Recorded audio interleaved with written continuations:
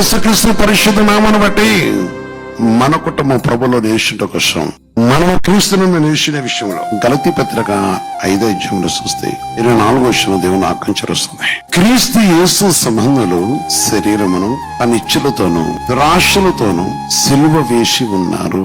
మేన్ అందుకని క్రీస్తు యేసును నేను జీవించుకొని నేను కాదు, క్రీస్తు యేసే. అంటే ఏ కుటుంబం అయితే క్రీస్తు ఇస్తూ ఉన్నారో, ఏ కుటుంబం అయితే క్రీస్తుని కలిగి ఉన్నారో, లేక ఏ సేవకులైతే కలిగి ఉన్నారో, లేక ఎవరైతే ప్రభు యొక్క మాట నిలిచి ఉన్నారో వారు తను చెప్తున్న మాట పరిశుద్ధ పదవుడు సెలవిస్తున్న మాట.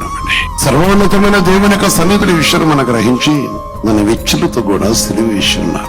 మనిషిని సంబంధంలో ప్రతి కోరికను కూడా సిలువ వేస్తున్నారు. శరీర సంబంధం ఉద్దేశం కూడా సిలువను వేస్తున్నారు. ముఖ్యంగా మనుషుని యొక్క ప్రతి పాపమును అంటే వారి కోరికను సిలువ వేస్తున్నారు.